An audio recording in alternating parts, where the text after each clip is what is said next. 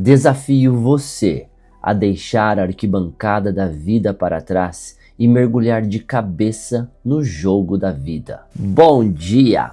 Hoje, dia 30 de abril, estou aqui novamente para o nosso devocional Combustível Diário, com a leitura do livro Café com Deus Pai. Esse livro maravilhoso, tá? De um autor maravilhoso. Inclusive, depois eu até gostaria de fazer uma indicação de um vídeo para vocês que estão aí me acompanhando. Ele gravou um podcast junto com o Joel J. Eu vou deixar o link na descrição desse vídeo para vocês irem assistir a história do autor do livro, o podcast maravilhoso que ele gravou. Eu achei incrível a história dele, me emocionou muito e eu gostaria de compartilhar com você. Mas hoje, vamos lá para o nosso devocional. Semelhantemente, nenhum atleta é coroado como vencedor, se não competir de acordo com as regras. 2 Timóteo 2:5. Assistir a uma partida de futebol ou a um vídeo interessante na internet é algo bastante prazeroso, não é mesmo? No entanto, há algo que precisamos ponderar quando nos encontramos diante da TV, navegando na internet ou nos estádios, absorvidos em um jogo. Somos meros espectadores, sentados aplaudindo, mas sem nos envolvermos ativamente naquilo que estamos presenciando. Hoje Deus está sussurrando em nosso coração exatamente isso. Ser um mero espectador pode ser satisfatório, mas participar ativamente é ainda melhor. Por isso, neste dia, mesmo que você não tenha certeza do que esperar, convido-o a sair da arquibancada, desligar a TV, afastar-se da internet e entrar no jogo da vida. Ser parte real da corrida, da luta, enfim, da realidade que você deseja viver. Quando criança, um dos meus maiores desejos era poder jogar futebol na escola. Os times eram formados por meio de uma escolha um tanto quanto dolorosa, em que eu sempre era excluído. No entanto, ao crescer, tornei-me o protagonista do jogo da minha vida.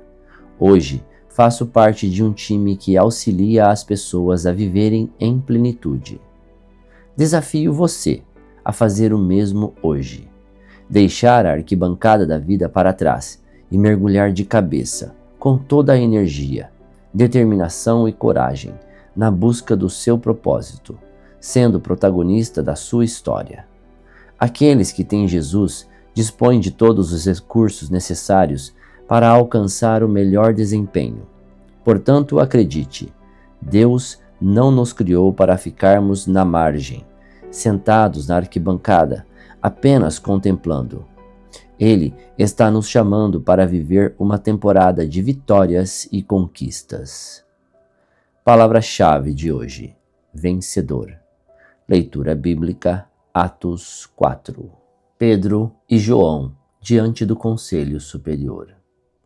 Pedro e João ainda estavam falando ao povo quando chegaram alguns sacerdotes, o chefe da guarda do templo e alguns saduceus. Eles ficaram muito aborrecidos porque os dois apóstolos estavam ensinando ao povo que Jesus havia sido ressuscitado e que isso provava que os mortos vão ressuscitar.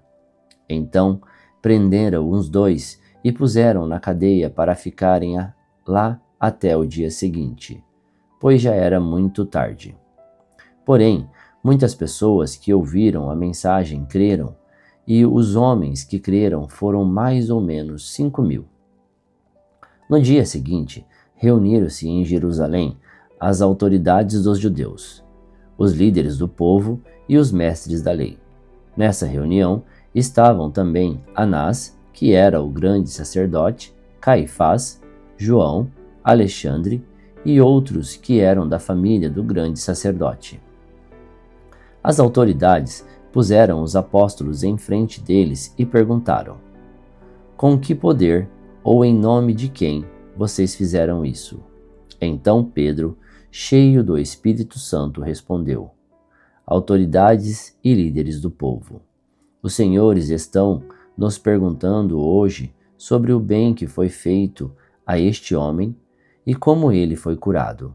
Pois então os senhores e todo o povo de Israel fiquem sabendo que este homem está aqui completamente curado pelo poder do nome de Jesus Cristo de Nazaré, aquele que os senhores crucificaram e que Deus ressuscitou. Jesus é aquele de quem as Escrituras Sagradas dizem: a pedra que vocês, os construtores, rejeitaram, veio a ser a mais importante de todas. A salvação só pode ser conseguida por meio dele, pois não há no mundo inteiro nenhum outro que Deus tenha dado aos seres humanos, por meio do qual possamos ser salvos. Os membros do Conselho Superior ficaram admirados com a coragem de Pedro e de João, pois sabiam que eram homens simples e sem instrução, e reconheceram que eles tinham sido companheiros de Jesus, mas não podiam dizer nada contra os dois, pois o homem que havia sido curado estava ali, de pé, junto com eles. Em seguida, mandaram que Pedro e João saíssem da sala do conselho e começaram a discutir o assunto. Eles diziam: o que vamos fazer com estes homens? Pois todos os moradores de Jerusalém sabem que eles fizeram um grande milagre, e nós não podemos negar isso.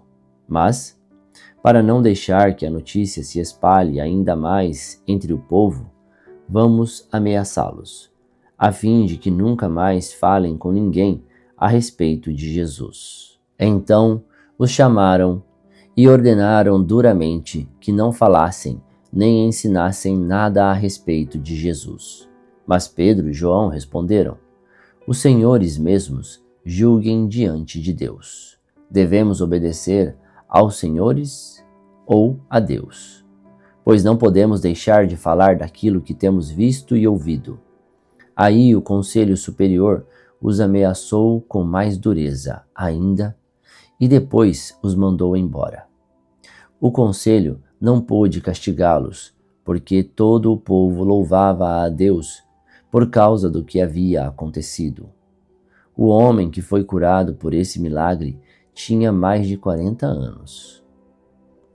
Quando Pedro e João foram soltos, voltaram para o seu grupo e contaram tudo o que os chefes dos sacerdotes e os líderes do povo haviam dito.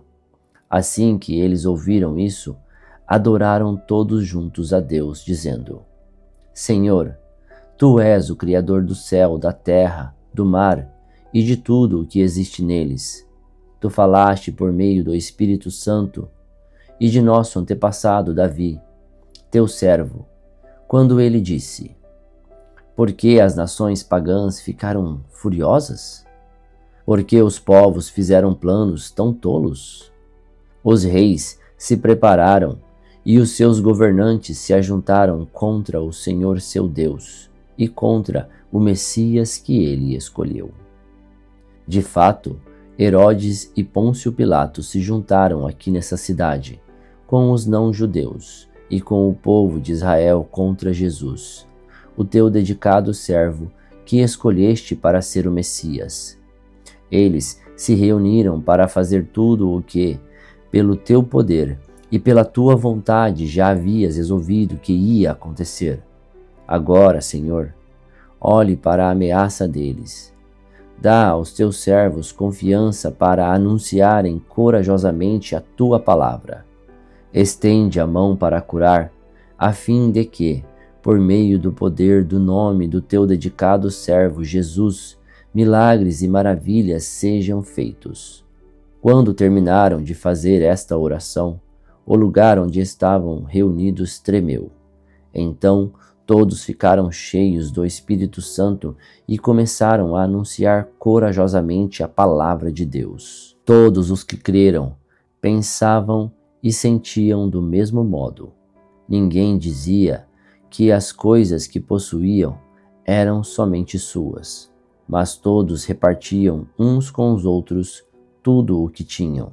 Com grande poder, os apóstolos davam testemunho da ressurreição do Senhor Jesus, e Deus derramava muitas bênçãos sobre todos. Não havia entre eles nenhum necessitado, pois todos os que tinham terras ou casas as vendiam, traziam o dinheiro e o entregavam aos apóstolos. E cada pessoa recebia uma parte, de acordo com a sua necessidade. Foi assim que José vendeu um terreno dele e entregou o dinheiro aos apóstolos. José era levita e havia nascido na ilha de Chipre. Os apóstolos o chamavam de Barnabé, que quer dizer aquele que dá ânimo. Sair da arquibancada e participar ativamente do jogo da vida. Muitas pessoas permanecem a vida toda sendo apenas meros coadjuvantes. Ao invés de serem atores principais na própria história, são apenas aquelas pessoas do elenco da vida dos outros. Isso não é interessante. Uma coisa que nós precisamos aprender é que cada um de nós que está aqui hoje é filho de Deus, tem o DNA dele. E se nós temos o DNA extraordinário de quem nos criou, daquele que nos criou, então nós podemos também ser extraordinários.